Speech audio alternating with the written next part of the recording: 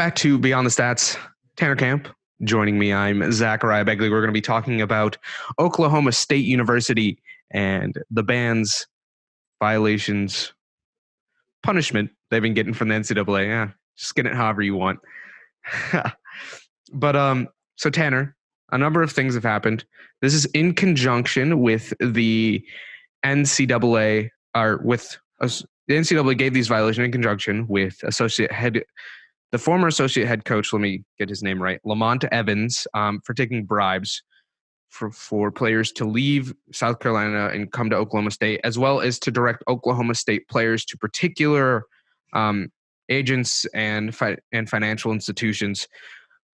So Tanner, what the violations have: a 1-year suspension from postseason play, a reduction in scholarships by 3 for both the 2021 season, all the way through to the 2022-2023 season. And this is on top of self-imposed bans by Oklahoma State that reduced official visits and reduced the salary of the basketball budget by $10,000, as well as a 1% reduction. So Tanner, what are you thinking about what's going on here? Well, obviously, this is a subject that is very familiar for a lot of coaches. We've seen this with Louisville. We've seen this throughout many other programs throughout the country. So it's kind of upsetting, but at the same time, the NCAA is trying to let colleges know, hey, this is not the way that it needs to be. And for a school like Oklahoma State, who every time I think of them, I feel like they always make the tournament, and that they're like what I call an 8-9 seed. They're always that team that in the first round finds its way to sneak in as an 8 or 9 seed, and then can even give a good game in the next round. So it is unfortunate, but I think the price does need to be paid. And I think the other thing that's important to note is that Oklahoma State has said that they will file an immediate appeal for these penalties, and they need to do this by June 20th. So that's going to be important for them if they want to try to do anything with it. But I'm not sure how much good that's going to do for them. But, it's one of those, again, we've heard this subject for, quite a while now. So, again, it's just letting you know that this could happen to any program, not just any of the major ones. It even happens to ones, like Oklahoma State. That's like a team that always finds its way to be an 8 or 9 seed in the tournament. But it is unfortunate. But again, that's the price that will be paid. So we'll see if the Cowboys can find a way to work around this. Yeah, I think I know they're appealing probably because of self-imposed violations they'd already done. But I mean, there was an associate head coach, assistant coach that was taking bribes, and they didn't stop it. They imposed some violations on themselves after they were caught. So I think it's fair the NCAA is, putting their own bans. I mean, they have the entire right, and yes, they'll appeal, but I don't think they'll win the appeal. And I think the NCAA has all the right to do this, because you can't have coaches bribing players or taking bribes to convince players to do certain things. So we'll see what kind of happens from this moving forward. And Zach, I think something else that is important to mention for Oklahoma State is that they actually recently signed one of the best seniors in the for the upcoming season in Cade Cunningham. He actually is supposed to be a really good player in terms of, as of right now, he actually is projected to be the number 1 overall pick in the 2021 NBA draft. And they actually hired Cunningham's brother as an assistant coach this last summer. And I think that is still important, because postseason play in the NCAA tournament is a very important part of a player's recruitment process.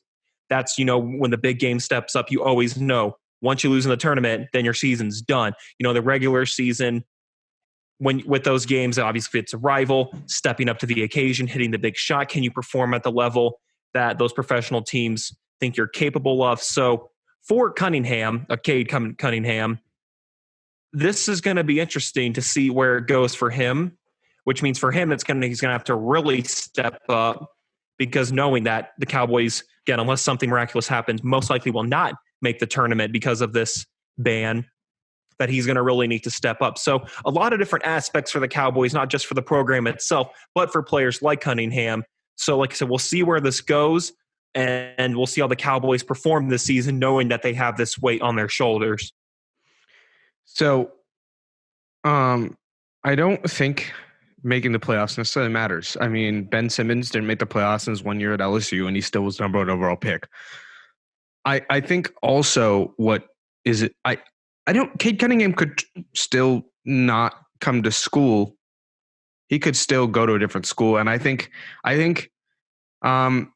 even if he has to enter the transfer portal, I think he'd be granted immediate eligibility if he entered the transfer portal, because he's leaving because the team got us the team required NCAA violations before he got there, and it wasn't because of him. So yeah, I don't know if he necessarily even goes to Oklahoma State now. I think he might go somewhere else, and I wouldn't blame him, because he needs to be able to play basketball. And more games does matter, but I don't know necessarily if making the playoffs matters as much for NCAA or for the NBA and scouting. So we'll see kind of what happens.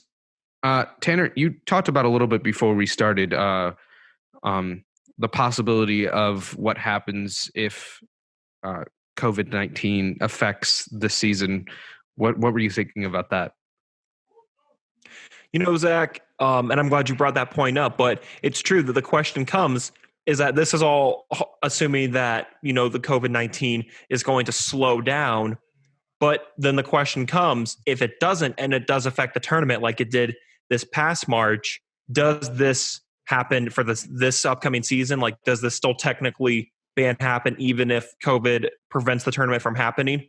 Or will it be a situation where, well, they serve technically the tournament, so then they would be eligible for the 2022 tournament. So not this upcoming season, but the next. So that's something that, depending on where this pandemic goes, if it does affect the tournament, what it'll do for Oklahoma State. If I had to take a guess right now on the spot, I think, assuming that, let's say the pandemic caused the tournament to stop, I think that it would bleed over into the next tournament, because, again, you can't get banned for something that ends up not happening. That's my prediction.